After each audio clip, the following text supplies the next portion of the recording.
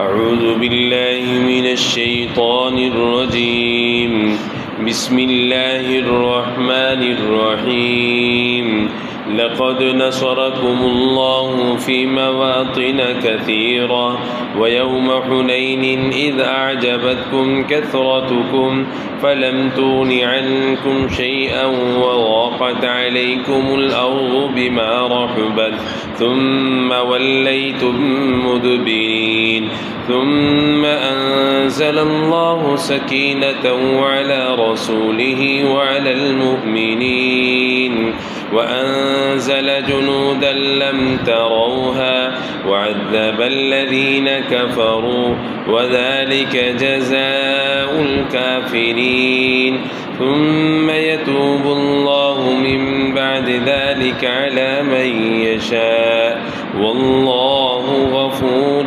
رحيم۔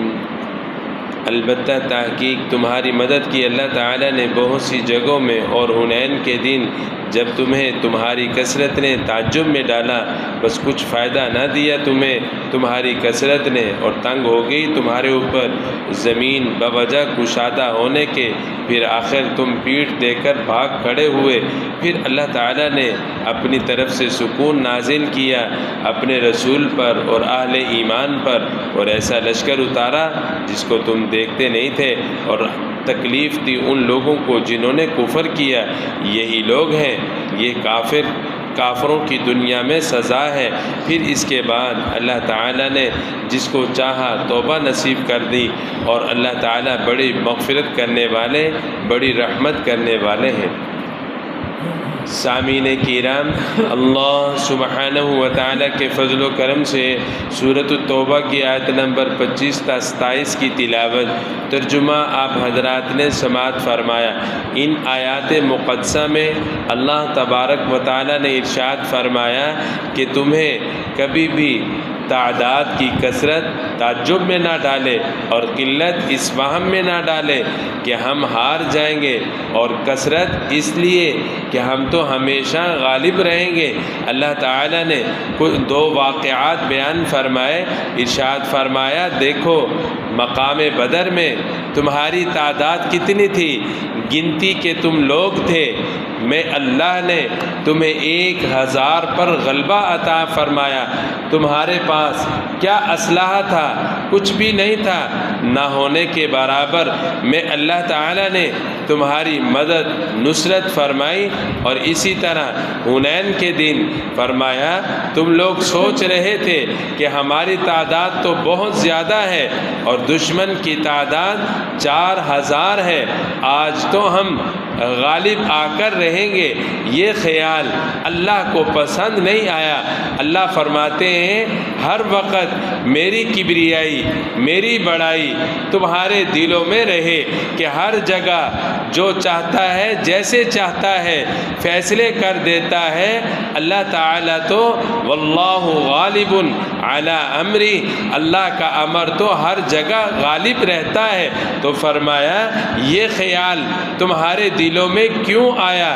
یہی اللہ نے ارشاد فرمایا لقد نصرکم اللہ فی مواطن کثیرہ، میں اللہ تعالیٰ نے تمہاری کافروں کے مقابلہ میں ڈھیر ساری جگہوں میں نے مدد اور نصرت فرمائی، ان میں حنین کے دن بھی تم اس دن کیا سوچ رہے تھے؟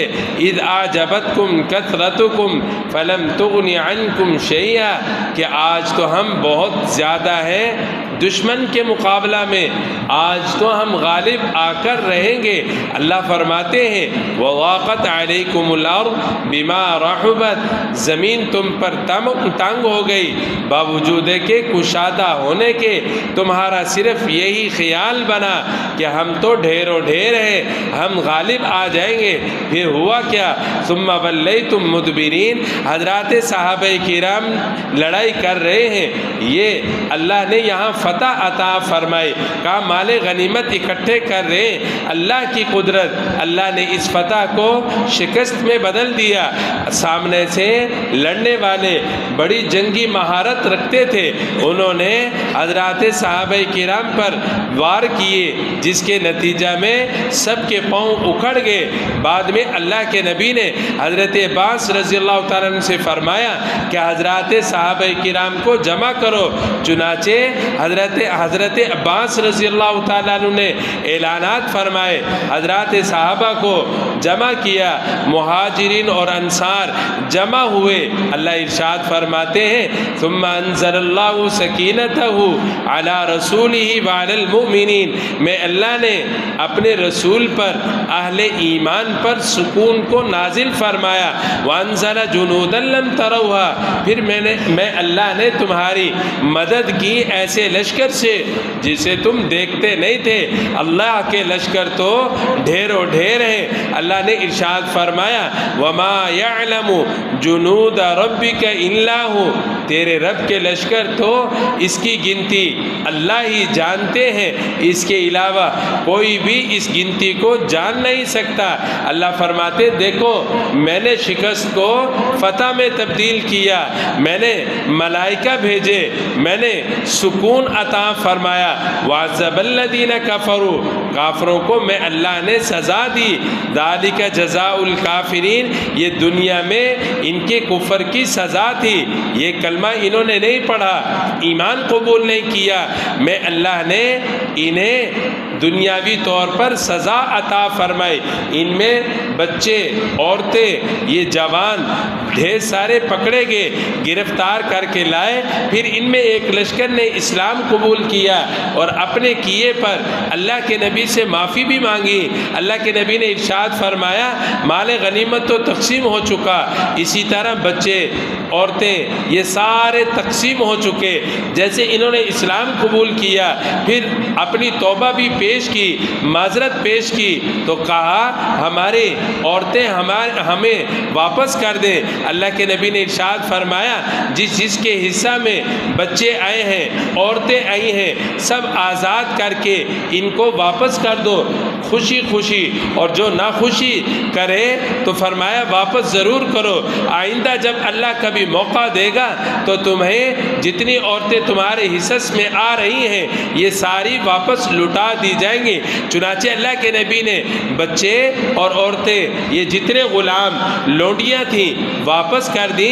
غزوہ حنین میں گرفتار ہو کر آنے والے ان کو اللہ نے واپس کرا دیا. ثم یتوب اللہ من بعد ذلک علی من یشاء، یہی فرمایا میں اللہ جب چاہتا ہوں میں توبہ قبول کر لیتا ہوں. اللہ کے ہاں تو کوئی مشکل ہے ہی نہیں. حضرات صحابہ کرام کے بارے میں مختلف زبانیں کھلتی ہیں.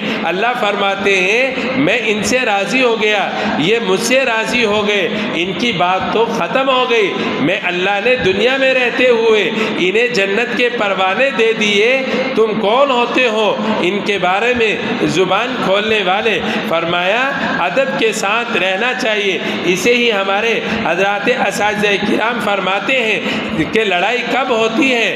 سب سے پہلے بد زنی آتی ہے، پھر بد زبانی آتی ہے، پھر جا کر دست و گریباں ہو جاتا ہے. یہ بد زنی انسان کے لیے لڑائی کا سبب بنتی ہے. برا سوچنا، برا بولنا یہ آدمی کو دست و گریبان تک پہنچا دیتا ہے. ہم دیکھتے ہی رہتے ہیں، روز کا مشاہدہ ہے. کہا کسی نے دوسرے کو گالی دی کہ اس گالی پر کتنا نقصان ہوتا ہے کہ آپس میں دو گھر لڑے، دو برادریاں لڑی، بڑا نقصان ہوتا ہے. اس لیے ارشاد فرمایا کہ آدمی بد زنی کرے ہی نہ، اللہ سے عافیت مانگتا رہے. اسے ہی فرمایا اللہم انی اسألک العافیت فی الدنیا والآخرہ، یا اللہ میں آپ سے دنیا میں آخرت میں عافیت عافیت چاہتا ہوں۔ عافیت کہتے ہیں کہ ایسی زندگی جس میں تکلیف نہ ہو، نہ دنیاوی نہ اخروی۔ اللہ ہم سب کو ایسی ہی زندگی نصیب فرمائے۔ اللہم انی اسألک العافیت فی الدنیا والآخرہ۔ اسی طرح یہ الفاظ بھی ملتے ہیں، اللہم انی اسألک العفو والعافیت فی الدنیا والآخرہ۔ یا اللہ دنیا میں، آخرت میں، اور جتنے ہمارے مال جائیداد ہیں، یا اللہ ہر قسم کا مال مجھے عافیت والا عطا فرما۔ اولاد کے سلسلہ میں، مال کے سلسلہ میں، رقبہ میں، کہا ہر جگہ یہی مانگے، یا اللہ عافیت عطا فرما، یا اللہ عافیت عطا فرما۔ اللہ عافیت دے دیتے ہیں۔ اللہ کے ہاں کیا مشکل ہے؟ صحابی رسول کھڑے ہیں جنگل میں، اللہ سے مانگ رہے ہیں، 2 نفل پڑھے، اللہ سے مانگا، دعا کی، ایسی زبردست دعا کی، آسمان کے دروازے ہلنے لگے۔ ملائکہ کہتے ہیں یا اللہ کیا قیامت قائم ہو گئی؟ فرمایا نہیں۔ پھر دعا کرتے ہیں، کہتے ہیں دوسرے آسمان کے دروازے ہلے، تیسرے دفعہ دعا کی، تیسرے آسمان کے دروازے ہلے، تیسرے آسمان کا فرشتہ یہی کہتا ہے، اور پھر اللہ سے درخواست کرتا ہے یا اللہ اجازت ہو میں تیرے اس بندے کی مدد کروں۔ اللہ نے اجازت دی، فرمایا انسانی شکل میں آئے، آ کر دنیا میں اس جنگل میں بیٹھے ہوئے صحابی رسول کی مدد کی۔ انہوں نے جلدی سے نماز مکمل کی، دعا مانگی، پوچھا کون ہے، کہاں سے آیا، کس جگہ سے آیا، آ کر میری مدد اور نصرت کی۔ اس نے کہا چھوڑو تمہارا کام ہو گیا، مجھے جانے دو۔ کہا اتنا خیر خواہ محسن اسے کیسے چھوڑا جا سکتا ہے؟ پھر اس نے بتلایا کہ جب تم مانگ رہے تھے اللہ سے، آسمان کے دروازے ہل رہے تھے، تیسرے آسمان سے تیری مدد کو پہنچا ہوں۔ اس لیے فرمایا دعا جب بھی اللہ سے مانگی جائے اتنے یقین کے ساتھ مانگی جائے کہ میرا اللہ سن رہے ہیں، سننے کے بعد ضرور قبول فرمائیں گے، قبول ہو جائے۔ اللہ کا شکر ادا کرو، نہیں تو فکر کرنی چاہیے کہ کہیں طہارت کی وجہ سے، کمی کی وجہ سے میری دعا قبول نہیں ہوئی، یا جب میں دعا مانگ رہا تھا مانگنے میں کمی کی وجہ سے میری دعا قبول نہیں ہوئی۔ اللہ بھی بڑے، اللہ کے خزانے بھی بڑے، اللہ تعالیٰ تو ضرور مجھے عطا کرتا، میرے مانگنے میں کمی رہ گئی۔ اس لیے فرمایا کمی کی نسبت اپنی طرف کرنی چاہیے، بڑے کی طرف کمی کی نسبت نہیں کرنی چاہیے۔ جیسے اولاد ماں باپ کی طرف، شاگرد استاذ کی طرف، یہی حال ہے مخلوق خالق کی طرف اپنی کمی کی نسبت مخلوق اپنی طرف کرے، نہ کہ خالق کی طرف کرے کہ میرے مانگنے میں کمی ہے، میرے رب کے دینے میں کمی نہیں۔ وہ تو رحیم بھی ہے، شفیق بھی ہے، کریم بھی ہے، وہ تو ایسی ذات ہے، کہا ایسا بادشاہ ہے اس جیسی بادشاہی ہے ہی نہیں، اور ایسی سچی بادشاہی صرف ہے ہی اللہ کی۔ اللہ خود فرماتے ہیں ان الملک، میں تو بادشاہ ہوں، مجھ سے ایسا کوئی بادشاہ ہے بتلاؤ تو صحیح۔ قیامت میں اعلان ہوگا حقیقی بادشاہ ہے ہی اللہ۔ اللہ تعالی ہمیں یقین رکھنے کی توفیق نصیب فرمائے۔ یہ صحابی رسول آقا کی خدمت میں آئے تو ساری کارگزاری سنائی اور یہ دعا کے کلمات سنائے۔